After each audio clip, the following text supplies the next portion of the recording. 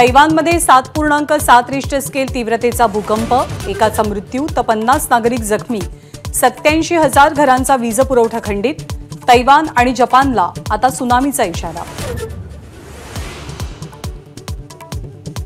छत्रपती संभाजीनगरच्या छावणी परिसरात इमारतीला भीषण आग, एकाच कुटुंबातल्या 7 जणांचा होरपळून मृत्यू.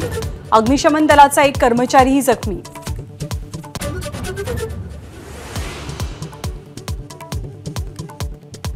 पुण्यामध्ये वंचितकडनं वसंत मोरेंना उमेदवारी, तर बारामतीमध्ये सुप्रिया सुळेंना पाठिंबा. नांदेड, परभणी आणि संभाजीनगरचेही उमेदवार वंचितकडून जाहीर.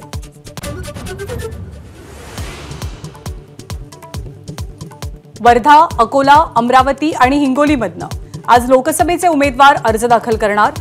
अर्ज दाखल करण्याआधी दिग्गज नेत्यांच्या उपस्थितीत शक्ती प्रदर्शन.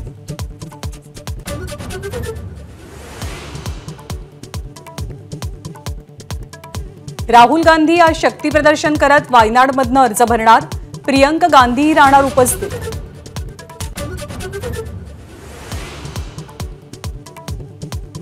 राष्ट्रवादी शरदचंद्र पवार पक्षाची दुसरी यादी आज जाहीर होण्याची शक्यता.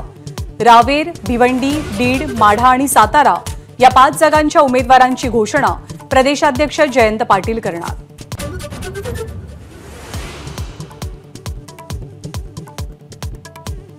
उन्मेष पाटील आज दुपारी 12 वाजता ठाकरे गटात प्रवेश करण्याची शक्यता. जळगावमधून भाजपनं उमेदवारी नाकारल्यामुळे उन्मेष पाटील नाराज.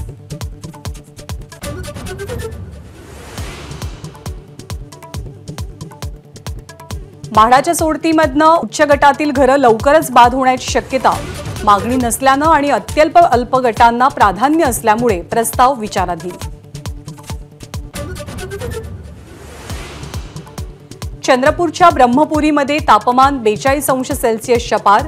वर्धा, यवतमाळ, वाशिम आणि अकोल्यामध्ये पारा 41 अंशांच्या वर. एबीपी माझा, उघडा डोळे बघा नीट.